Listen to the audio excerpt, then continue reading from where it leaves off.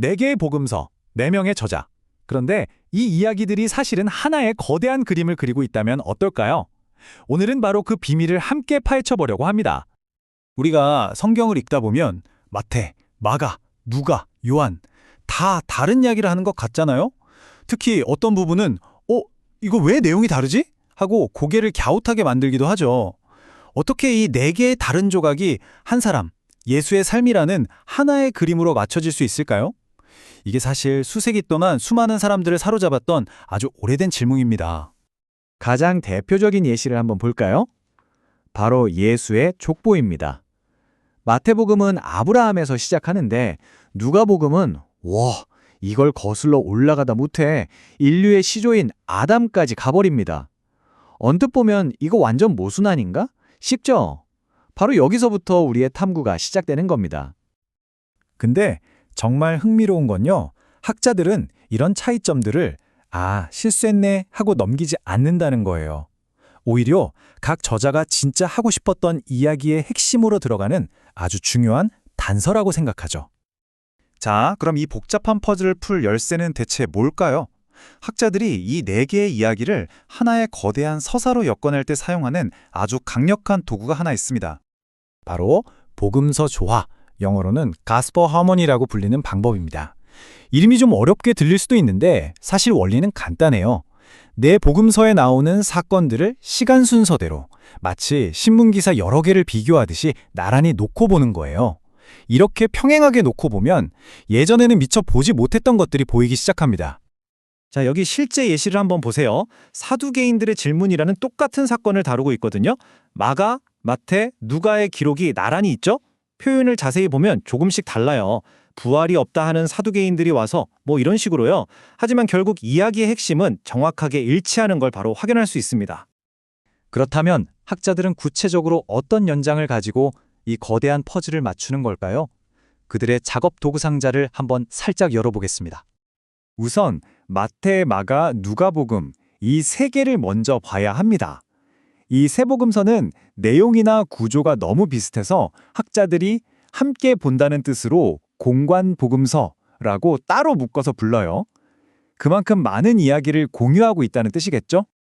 근데 여기서 딴 이런 질문이 나오죠? 아니 그렇게 비슷하면 그냥 똑같이 베껴 쓰지 왜 또 미묘하게 다른 거지? 바로 이 질문이 이 분야에서 가장 중요한 이론으로 우리를 이끌어갑니다. 학자들은 이 복잡한 관계를 설명하기 위해서 두자료설이라는 아주 흥미로운 가설을 내놓았습니다. 이 가설이 어떻게 이 문제를 풀어내는지 한번 같이 보시죠. 이 두자료설은요, 세 단계로 아주 간단하게 정리할 수 있습니다. 자, 첫째, 마가복음이 제일 먼저 쓰여졌다고 보는 겁니다. 원조인 셈이죠. 둘째, 마태와 누가가 나중에 복음서를 쓸 때 이 마가복음을 기본 텍스트, 그러니까 뼈대로 삼았다는 거예요. 그리고 셋째, 이게 정말 재밌는 부분인데요. 이 둘은 마가복음에는 없는 예수님의 말씀만 따로 모아놓은 어떤 공통의 자료를 참고했다는 겁니다.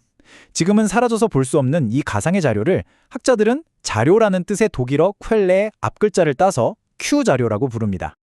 그러니까 이 두 자료설이라는 틀은 마치 직무를 짜는 배틀 같은 거예요.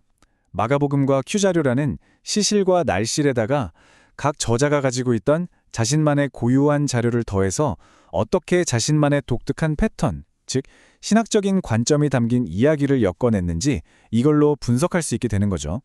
자, 그럼 이렇게 복잡한 과정을 거쳐서 우리가 얻게 되는 건 뭘까요? 단순히 사건 순서를 맞추는 것과는 비교도 안 될 만큼 훨씬 더 깊은 통찰을 발견하게 됩니다.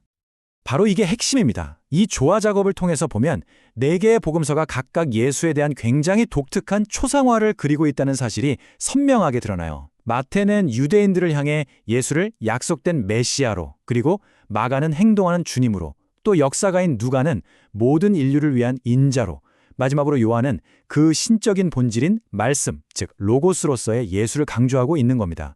다 다른 초상화죠. 이걸 아주 잘 보여주는 예가 있는데요.